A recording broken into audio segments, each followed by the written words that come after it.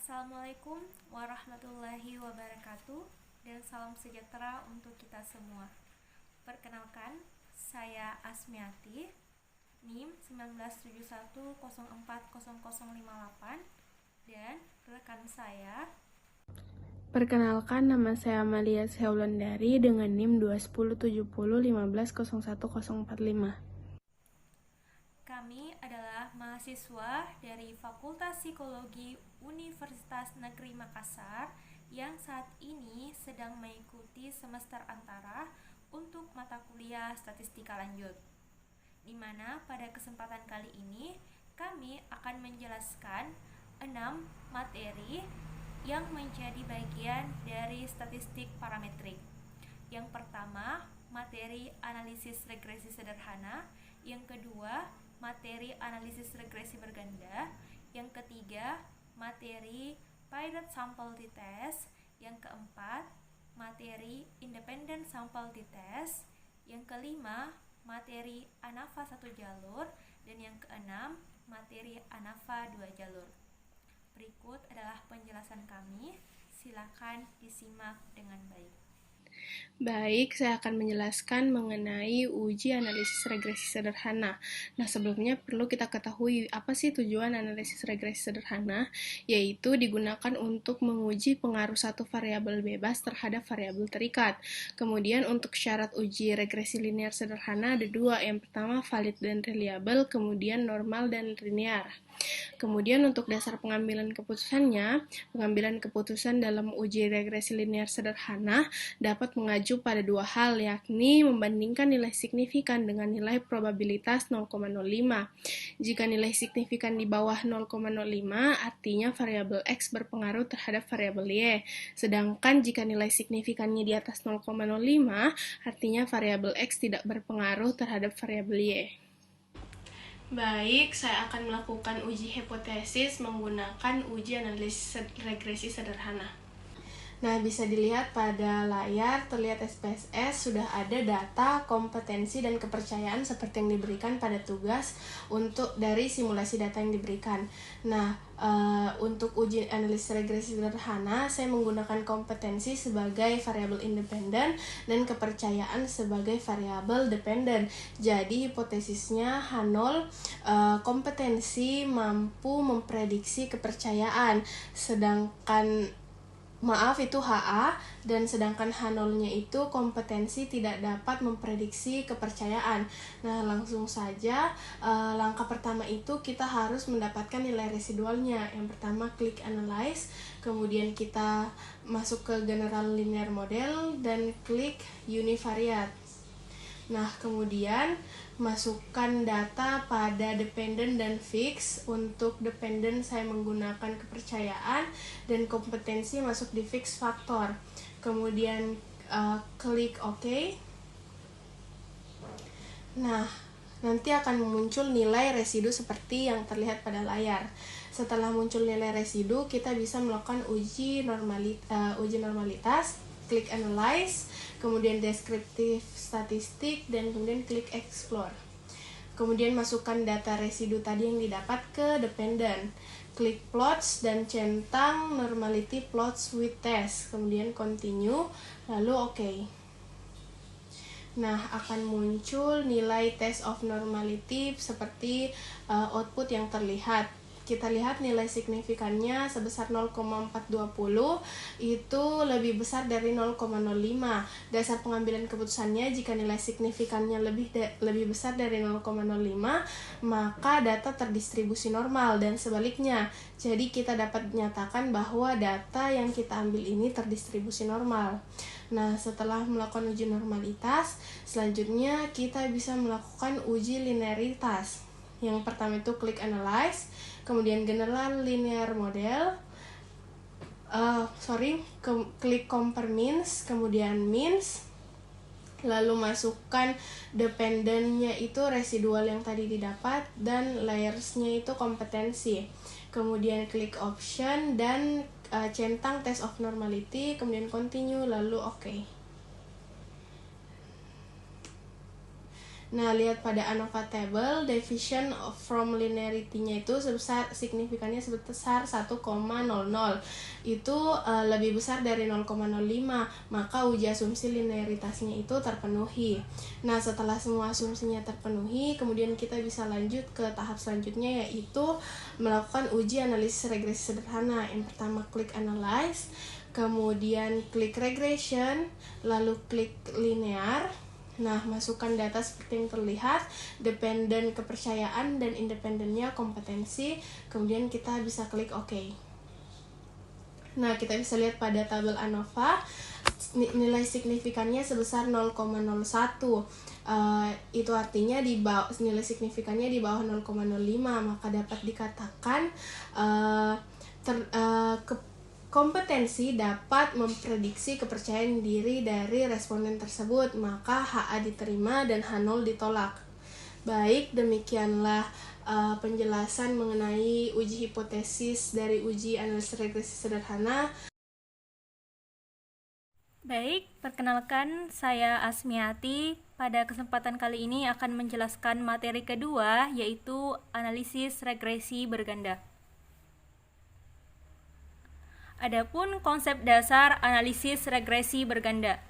Analisis regresi berganda berfungsi untuk melihat apakah variabel independen atau prediktor mampu memprediksi variabel dependen atau kriterium, di mana analisis regresi berganda menggunakan satu variabel dependen dan variabel independen yang jumlahnya lebih dari satu.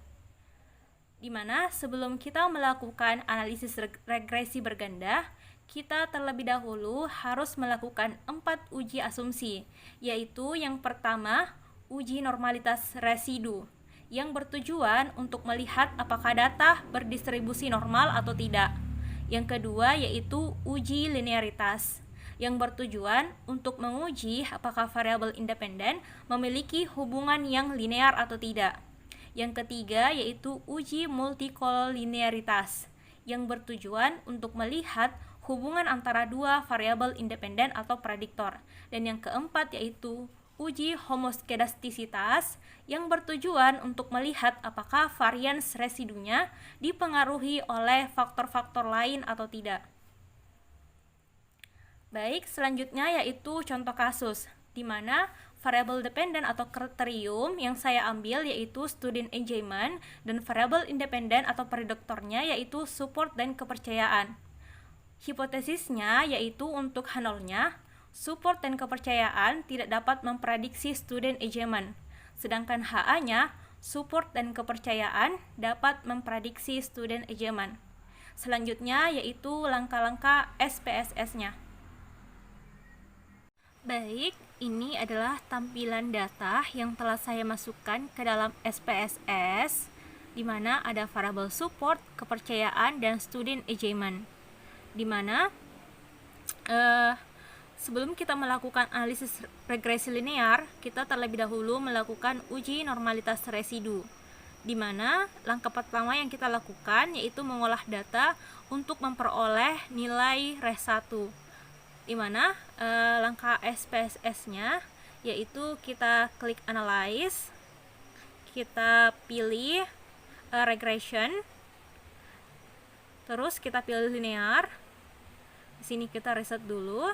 Kita masukkan student engagement ke dependen dan support dengan kepercayaan kita masukkan ke independen. Terus kita pilih save, di mana pada bagian save kita pilih under standard days pada bagian residual. Terus kita klik continue dan klik OK, dimana kita abaikan saja untuk outputnya.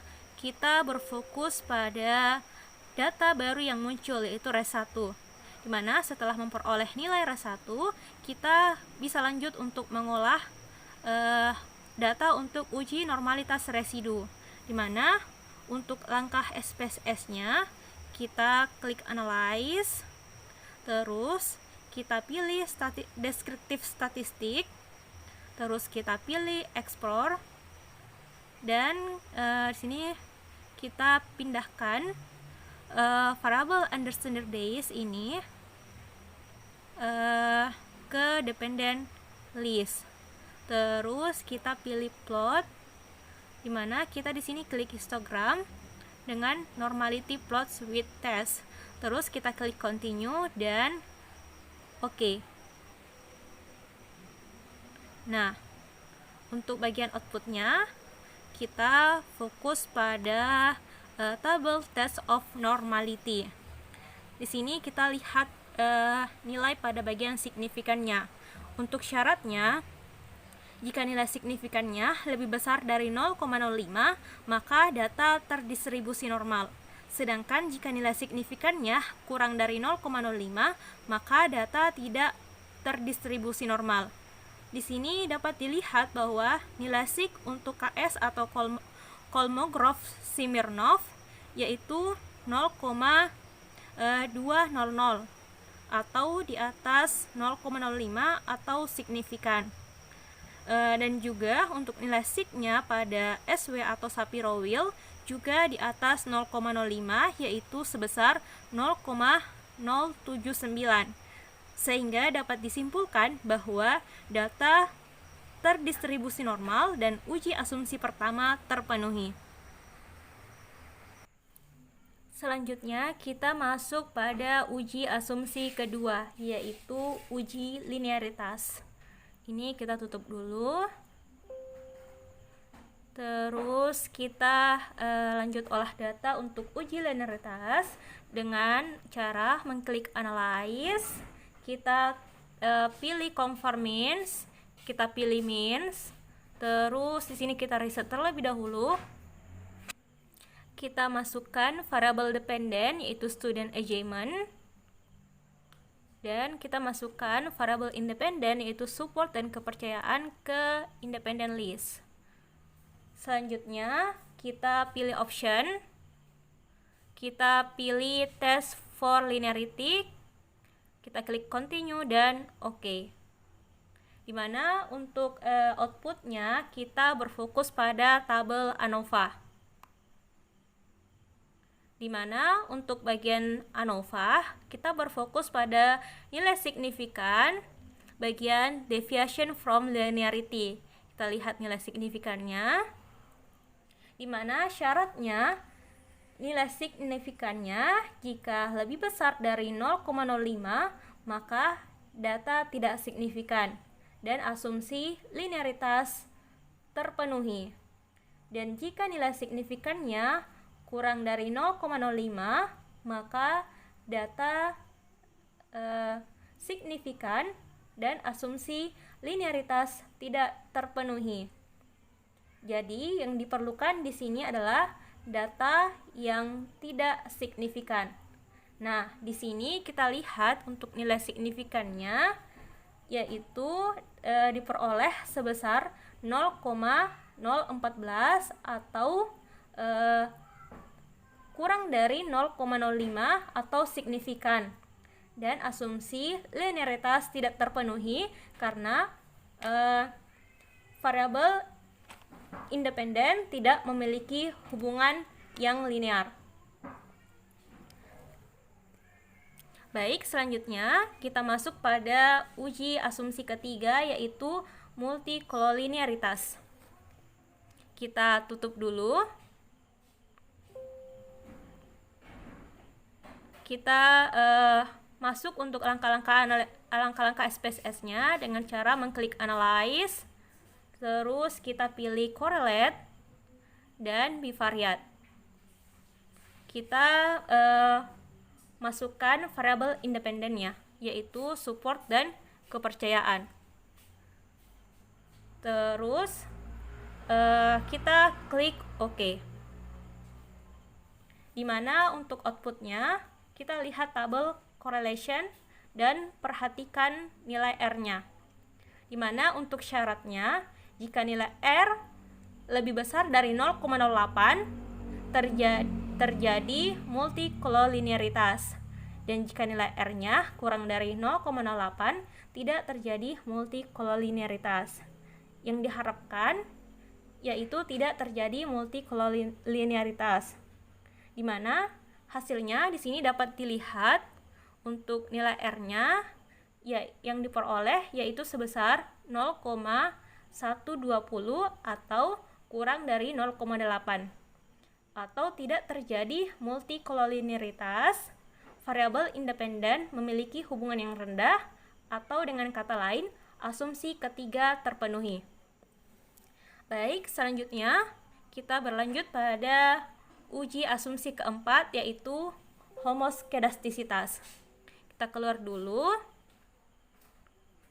Terus kita sebelum melakukan uji homoskedastisitas, pertama kita mengubah dulu data res1 ke dalam bentuk absolut, di mana untuk langkah SPSS-nya kita klik transform, terus kita pilih compute variable, di mana untuk bagian target variable kita ketik abs underscore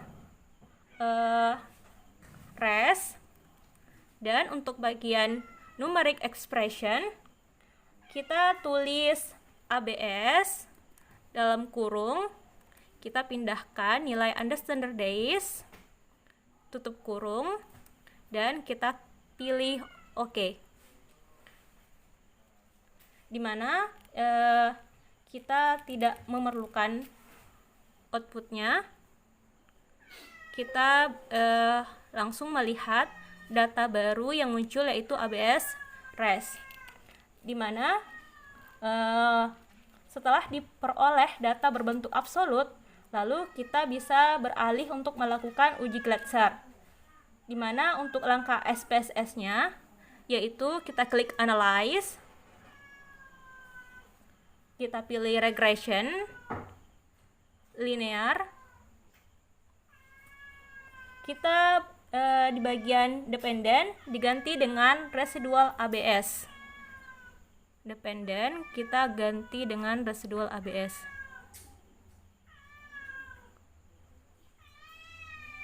Residual ABS.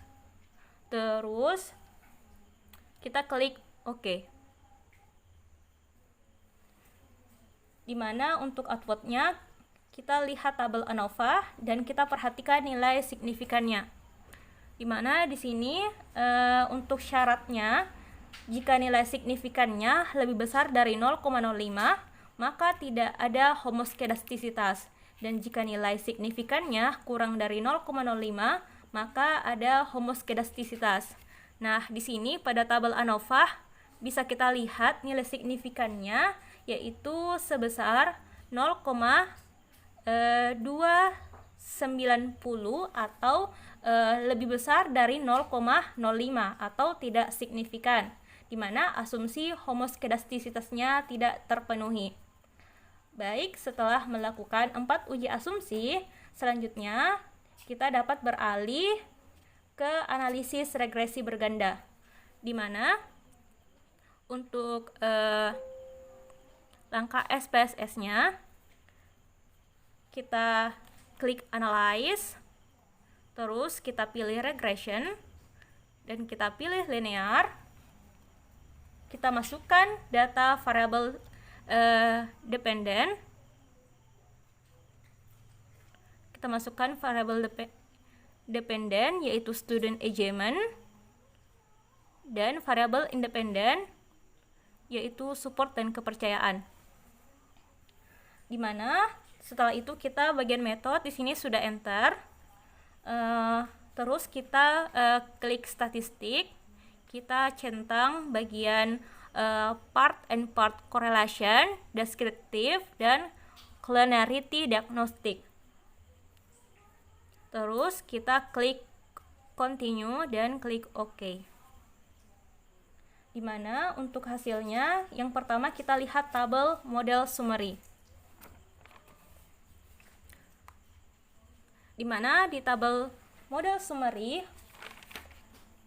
kita di sini perhatikan nilai R-nya, dimana nilai R menunjukkan korelasi bersama, sedangkan R square atau effect size atau variasi dari variabel dependen yang mampu dijelaskan oleh variabel independen.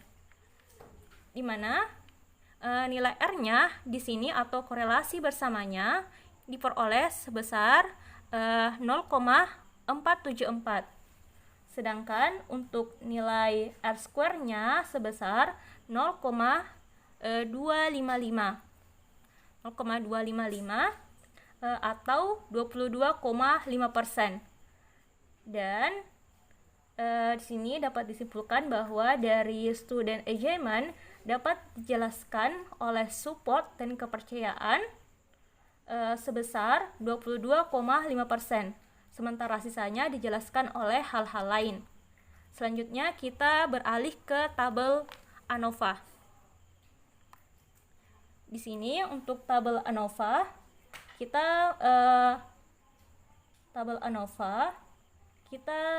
untuk mengetahui nilai R square-nya yang diperoleh signifikan atau tidak, kita lihat nilai signifikannya, di mana ada syaratnya, yaitu jika nilai signifikannya lebih besar dari 0,05 maka signifikan, dan jika nilai sig-nya kurang dari 0,05 maka tidak signifikan. Di sini kita lihat nilai signifikannya 0,000 atau kurang dari 0,05 atau signifikan, dan diperoleh kesimpulan bahwa variabel independen atau support dan kepercayaan secara bersama-sama mampu memprediksi variabel dependen atau student achievement. Dan dapat dikatakan bahwa HO ditolak dan HA diterima, atau support dan kepercayaan mampu memprediksi student achievement. Dan sekian untuk penjelasan materi uji regresi berganda. Selanjutnya saya akan menjelaskan mengenai uji paired sample t-test. Uji paired sample t-test adalah pengujian yang digunakan untuk membandingkan sebuah dua mean dari dua sampel yang berpasangan dengan asumsi data terdistribusi normal. Sampel berpasangan berasal dari subjek yang sama, setiap variabel diambil saat situasi dan dari keadaan yang berbeda. Untuk pengambilan keputusannya, jika nilai signifikan to-tail-nya kurang dari 0,05, menunjukkan adanya perbedaan yang signifikan antara variabel awal dengan variabel akhir. Ini menunjukkan terdapat pengaruh yang bermakna terhadap perbedaan perlakuan yang diberikan pada masing-masing variabel. Dan sebaliknya, jika nilai signifikan to-tail-nya lebih dari 0,05, menunjukkan tidak terdapat perbedaan yang signifikan antara variabel awal dengan variabel akhir. Ini menunjukkan tidak terdapat pengaruh yang bermakna terhadap perbedaan perlakuan yang diberikan pada masing-masing variabel. Selanjutnya, saya akan melaksanakan uji hipotesis menggunakan uji paired sample t-test. Nah, sudah terlihat pada layar yaitu variabel free dan post. Sebelumnya saya akan menjelaskan mengenai hipotesis yang saya ambil pada uji paired sample t-test kali ini, yaitu mengambil uji yang bersangkutan dengan hasil belajar statistika yang datanya dibuat sendiri. Nah, untuk HA-nya itu ada perbedaan yang signifikan terkait hasil belajar statistika sebelum dan sesudah. Nah, sedangkan H0-nya itu tidak ada perbedaan secara signifikan antara hasil belajar statistika sebelum dan sesudah. Nah, langsung saja kita melakukan uji paired sample t-test. Sebelumnya itu kita melakukan uji normalitas. Nah, uji normalitas dilakukan, yang pertama itu kita cari nilai residunya dulu, yaitu klik analyze, kemudian general linear model, dan univariate. Nah, masukkan data seperti ini. Untuk dependennya post dan fix faktornya itu pre. Kemudian klik save dan centang unstandardized. Kemudian continue, lalu OK. Nah, langsung akan muncul nilai residu seperti ini. Kemudian kita lakukan uji normalitas, klik analyze, descriptive statistik, kemudian explore. Nah, masukkan data residual tadi ke dependent, kemudian klik klik plots, lalu centang normality plot with test, kemudian continue, lalu OK. Nah, akan terlihat tabel seperti di output ini. Nilai signifikannya yaitu 0,351, yang dasar pengambilan keputusannya jika di atas 0,05 maka data terdistribusi normal, dan sebaliknya jika data di bawah 0,05 maka tidak terdistribusi normal. Seperti yang kita lihat, datanya berarti terdistribusi normal karena di atas 0,05. Nah, setelah uji asumsi normalitasnya terpenuhi, maka selanjutnya kita bisa lanjut ke uji paired sample t-test, yaitu klik analyze, kemudian klik compare means, kemudian klik paired sample t-test. Nah, masukkan data variabel, masukkan data pre ke sebelah dan post ke sebelah. Setelah itu klik OK. Akan muncul tabel seperti ini. Kita lihat pada tabel paired sample t-test, lihat pada nilai signifikan totalnya yaitu 0,000. Nah, seperti yang kita ketahui untuk membaca output, jika nilai signifikan totalnya 0,00 yang berarti di bawah 0,05, maka dapat dikatakan ada perbedaan yang signifikan antara hasil belajar hasil belajar statistika sebelum dan sesudahnya, maka HA diterima dan H0-nya ditolak. Sekian. Baik, saya Asmiati akan lanjut menjelaskan materi keempat, yaitu Independent Sample T-Test. Langsung saja, konsep dasar Independent Sample T-Test, di mana uji T merupakan uji yang digunakan untuk membandingkan dua rata. Uji T yang akan dibahas oleh kelompok saya yaitu Paired Sample T-Test dan Independent Sample T-Test, di mana untuk bagian saya sendiri berfokus pada Independent Sample T-Test, di mana Independent Sample T-Test bertujuan untuk menguji apakah terdapat perbedaan rata-rata yang signifikan antara dua kelompok yang bebas atau tidak berpasangan. Di mana asumsi untuk analisis independent sample t-test ada dua, yaitu satu uji normalitas dan yang kedua yaitu uji homogenitas. Di mana untuk kasusnya variabel dependen yang saya pilih yaitu kepercayaan dan variabel independennya yaitu jenis kelamin. Di mana untuk hipotesisnya HO tidak ada perbedaan kepercayaan antara laki-laki dan perempuan, sedangkan HA-nya ada perbedaan kepercayaan antara laki-laki dan perempuan. Selanjutnya masuk pada langkah-langkah SPSS-nya. Baik, di sini pada data view sudah terlihat data untuk analisis independent sample t-test yaitu jenis kelamin dan kepercayaan, di mana di sini sebelum diolah saya sudah memberikan kode terlebih dahulu untuk bagian jenis kelamin, yaitu 1 untuk laki-laki dan 2 untuk perempuan. Di mana selanjutnya kita bisa melakukan analisis uji normalitas, di mana sebelum melakukan uji normalitas kita harus memperoleh dulu data res 1, di mana untuk memperolehnya dapat dilakukan dengan mengklik analyze, kita pilih regression, terus linear. Di sini kita riset terlebih dahulu, kita masukkan variabel dependennya yaitu kepercayaan dan independennya yaitu jenis kelamin. Terus di bagian save-nya kita pilih under standard days dan kita klik continue dan OK. Dimana outputnya kita abaikan, kita berfokus pada data baru yang muncul yaitu data res 1. Dimana setelah diperoleh data res 1, kita lanjut pada uji normalitas dengan mengklik analyze, kita pilih statistik deskriptif statistik dan kita pilih explore. Terus di sini kita masukkan data under standard days ke dependent, terus kita pilih plot dan kita di sini centang histogram dan juga normality plots with test. Terus kita klik continue dan OK. Di mana kita di sini untuk outputnya kita berfokus pada tabel test of normality. Dan kita lihat pada nilai signifikannya, Dan adapun syaratnya yaitu jika nilai signifikannya lebih besar dari 0,05 maka data terdistribusi normal, dan jika nilai signifikannya kurang dari 0,05 maka data tidak berdistribusi normal. Di sini dapat kita lihat bahwa nilai signifikannya yaitu sebesar 0,000 atau kurang dari 0,05 maka data tidak berdistribusi normal, atau untuk uji asumsi normalitas tidak terpenuhi. Selanjutnya kita beralih ke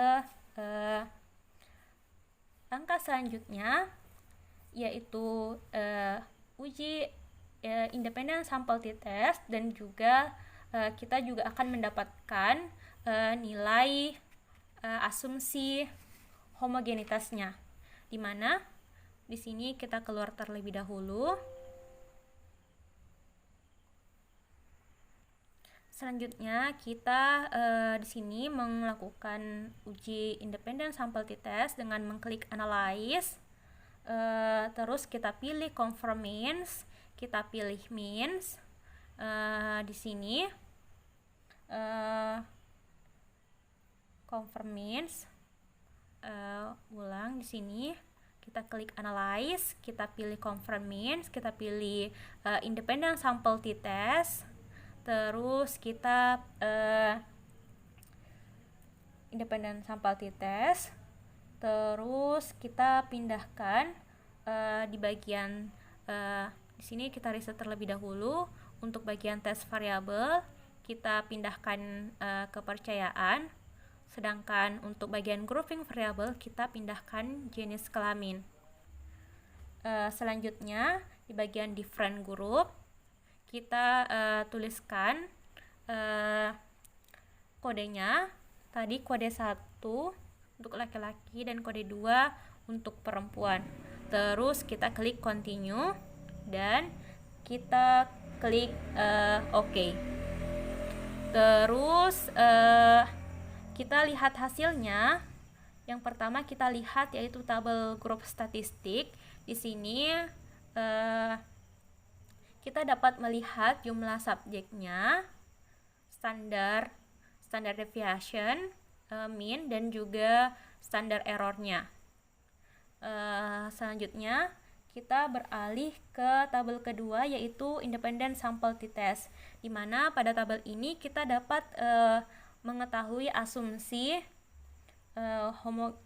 homogenitasnya atau kesetaraan varians antara variabel, di mana untuk melihat homogenitasnya kita lihat pada nilai signifikannya, di mana syaratnya jika nilai signifikannya lebih besar dari 0,05 maka asumsi homogenitasnya terpenuhi, dan jika nilai signifikannya kurang dari 0,05 maka asumsi homogenitasnya tidak terpenuhi. Nah, di sini pada tabel independent sample t-test kita dapat lihat nilai signifikannya yang diperoleh sebesar 0,632 atau lebih besar dari 0,05, atau dengan kata lain dapat dikatakan bahwa asumsi homogenitasnya terpenuhi. Nah, selanjutnya kita lihat pada nilai sig 2 tilde. Di sini kita bisa lihat di mana ada syaratnya untuk nilai ini, di mana syaratnya jika nilai signifikannya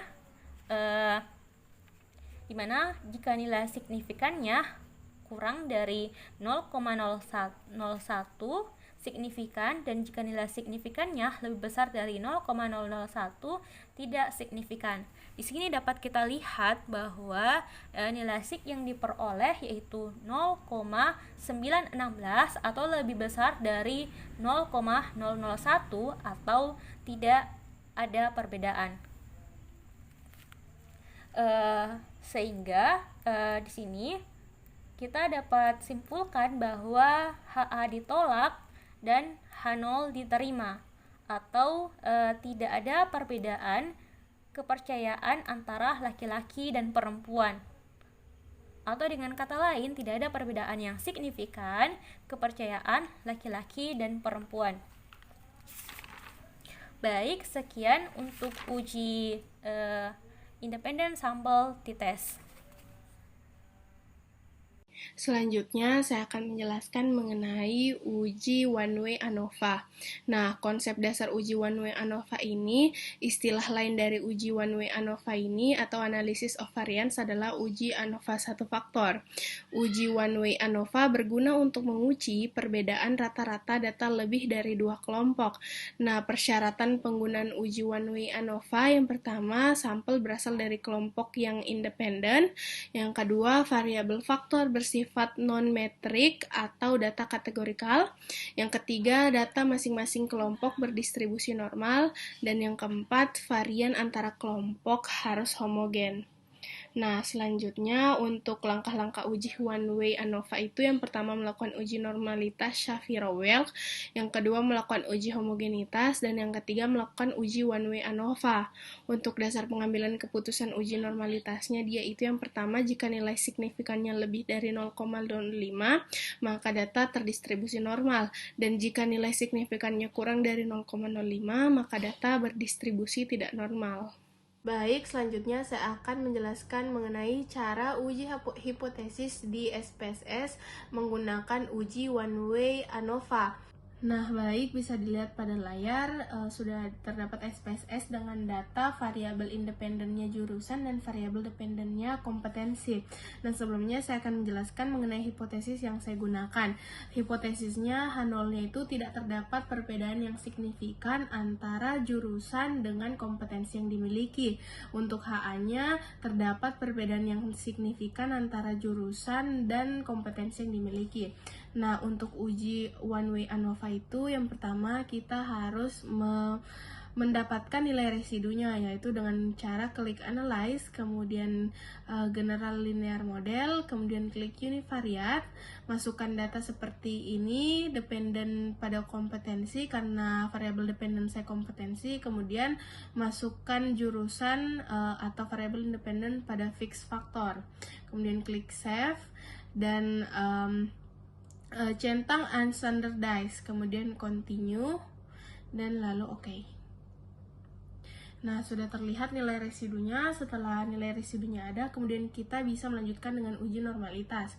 Yang pertama klik analyze, kemudian descriptive statistik, kemudian explore.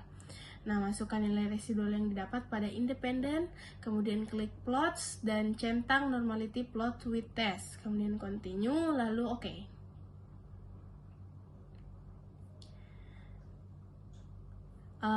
Bisa dilihat pada tabel test of normality yang ada. Di sini kita lihat pada nilai signifikannya itu 0,255. Nah, sebelumnya dasar pengambilan keputusan test of normality-nya itu jika nilai di bawah 0,05 berarti data tidak terdistribusi normal, sedangkan jika nilai di atas 0,05 maka data terdistribusi normal, dan nilai signifikannya sebanyak 0,255. Artinya di atas 0,05 dan data terdistribusi normal. Setelah data dinyatakan terdistribusi normal, selanjutnya kita bisa lanjut dengan melakukan uji ANOVA sekaligus uji homogenitas dengan cara klik analyze, kemudian klik compare means, kemudian klik one-way ANOVA.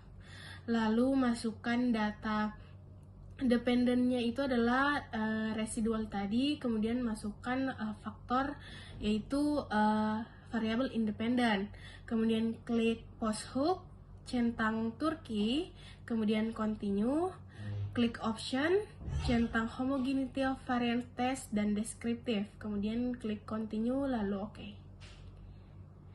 Nah, sekarang kita baca output. Nah, di descriptive ini kita dapat melihat perbedaan rata-rata dari setiap data pada variabel mean.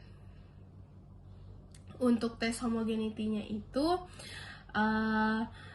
variance kita bisa jika nilai signifikannya semuanya di atas 0,05 maka dapat disimpulkan dari semua variance jurusan ini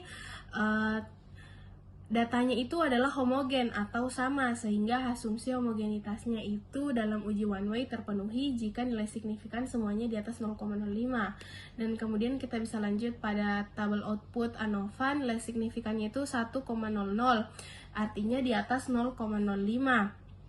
Nah, jika di atas 0,05 itu, maka rata-rata dari sejumlah datanya ini tidak terdapat perbedaan yang signifikan atau bisa dianggap nilainya itu sama. Sedangkan jika di bawah 0,05 maka ada terdapat perbedaan signifikan, sehingga kita bisa ambil kesimpulan bahwa dari uji ini kita bisa tahu bahwa H0-nya diterima dan HA-nya ditolak karena tidak ada perbedaan yang signifikan antara rata-rata jurusan dan kompetensi yang dimiliki. Baik, sekian.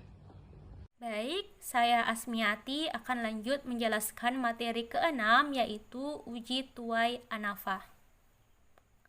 Langsung saja kita masuk pada konsep dasar uji tuai ANAFA, di mana uji tuai ANAFA disebut juga dengan uji ANAFA dua arah atau faktor. Uji tuai ANAFA bertujuan untuk membandingkan perbedaan rata-rata antar kelompok yang telah dibagi pada dua variabel faktor, di mana selanjutnya yaitu persyaratan penggunaan uji tuai ANAFA, yaitu ada 5. Yang pertama, sampel berasal dari kelompok independen. Yang kedua, variabel faktor adalah data non-metrik atau data kategorikal. Yang ketiga, variabel dependen adalah data berskala kuantitatif, interval atau rasio. Yang keempat, nilai residual standar berdistribusi normal. Dan yang kelima, varians antara kelompok harus homogen atau sejenis, di mana uji tuai ANAFA memiliki dua asumsi, yaitu normalitas dan homogenitas. Selanjutnya yaitu contoh kasusnya, di mana variabel independen yaitu ada jenis kelamin dan jurusan orang tua, sedangkan variabel dependennya yaitu kompetensi. Adapun hipotesisnya di sini ada beberapa. Yang pertama, untuk H0 pertama yaitu tidak ada perbedaan tingkat kompetensi anak berdasarkan jurusan orang tua. Sedangkan HA-nya ada perbedaan tingkat kompetensi anak berdasarkan jurusan orang tua. H0 yang kedua yaitu tidak ada perbedaan tingkat kompetensi anak berdasarkan jenis kelamin anak.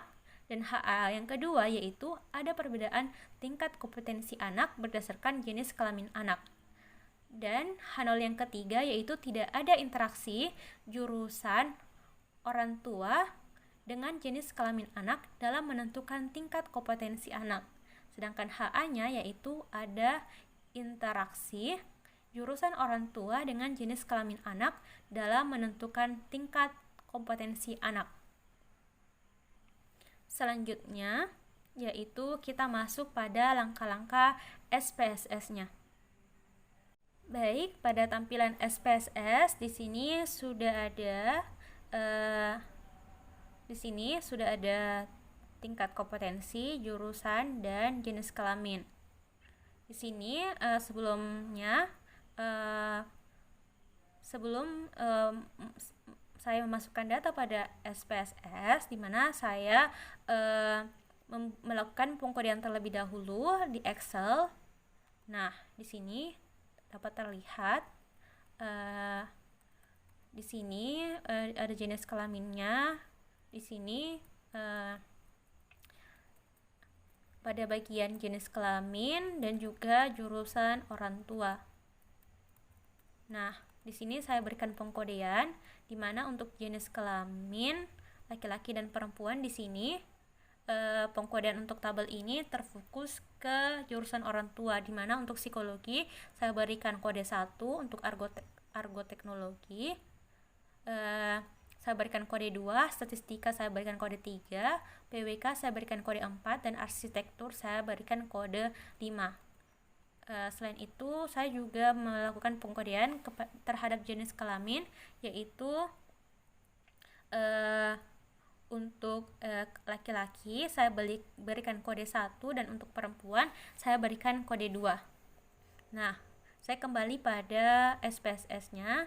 Di sini pada variable view saya juga telah memberikan nama. Di sini pada name saya berikan nama tingkat, jurusan, dan kelamin. Sedangkan untuk bagian label saya berikan nama, tingkat kompetensi, jurusan, orang tua, dan jenis kelamin. Di sini juga pada variable view sudah saya berikan kode khusus untuk jurusan orang tua dan jenis kelamin. Di sini dapat dilihat untuk psikologi saya berikan kode 1, agroteknologi 2, statistika 3, PKW 4, dan arsitektur 5. Seperti juga dengan jenis kelamin, laki-laki saya berikan 1 dan perempuan saya berikan kode 2. Dimana setelah melakukan pengkodean, selanjutnya kita melakukan uji normalitas, dimana kita pertama-tama membuat data residualnya, dimana dapat kita lakukan dengan mengklik analyze, kita pilih general linear model, terus kita klik univariate. Sini saya riset terlebih dahulu, terus kita masukkan variable dependentnya, yaitu kompetensi variable dependent, dan fix faktornya kita masukkan variable independent, yaitu jurusan orang tua dan jenis kelamin. Nah, setelah itu pada bagian save kita pilih standardize dan klik OK, continue dan OK.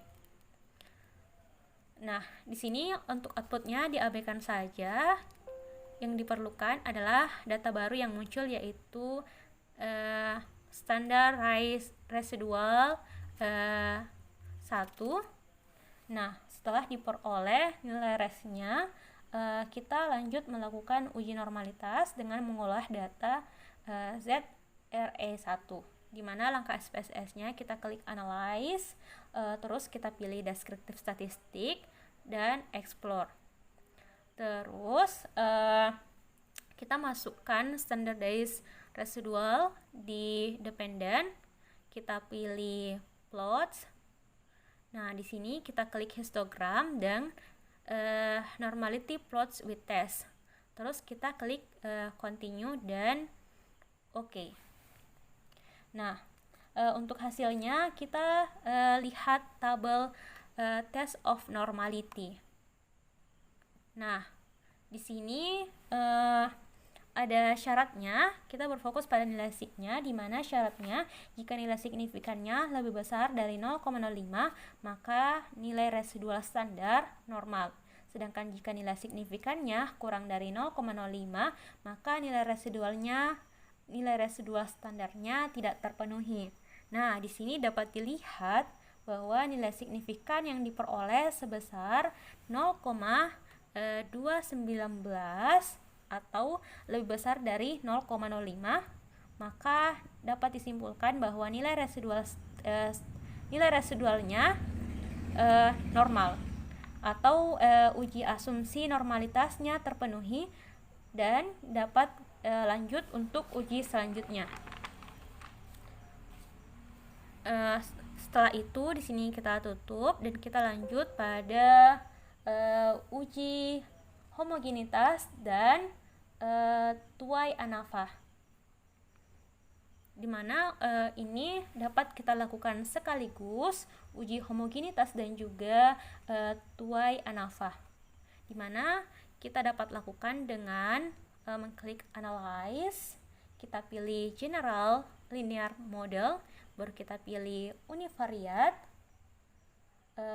terus kita masukkan variable dependentnya, yaitu kompetensi. Variable dependentnya yaitu kompetensi, dan variable independentnya tadi yaitu jurusan orang tua dan jenis kelamin. Dimana kita kembali pada save. Di sini kita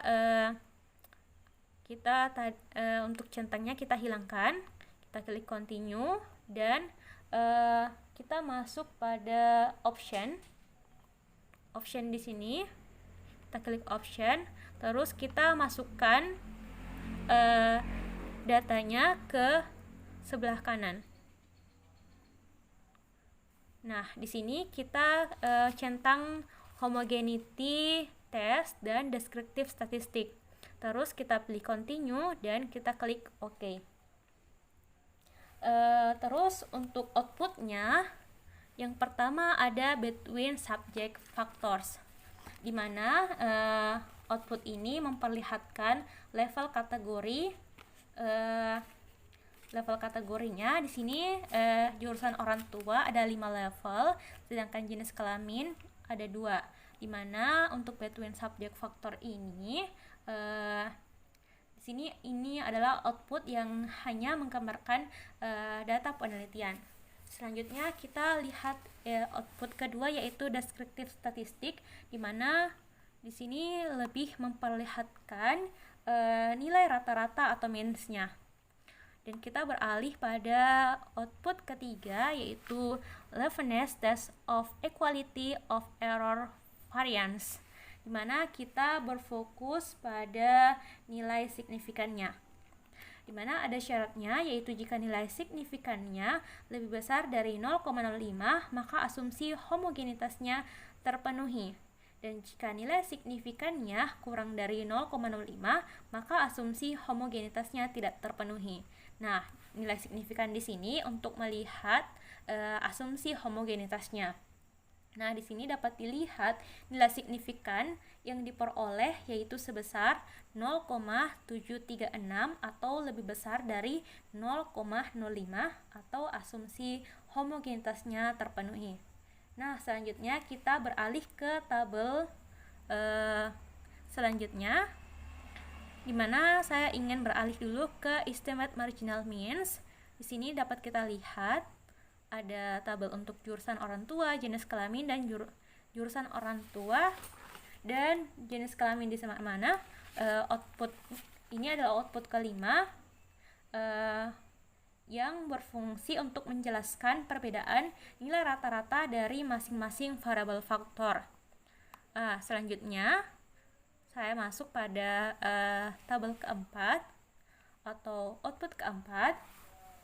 Di sini kita bisa lihat nilai signifikannya. Di sini ada syaratnya, jika nilai signifikannya lebih besar dari 0,05 maka tidak ada perbedaan.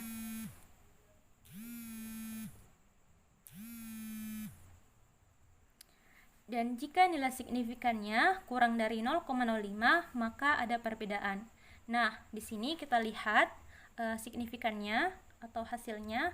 Yang pertama yaitu untuk jurusan, kita lihat di sini diperoleh nilai signifikannya yaitu 0,131 atau lebih besar dari 0,05 atau tidak ada perbedaan atau HA ditolak dan H0 diterima.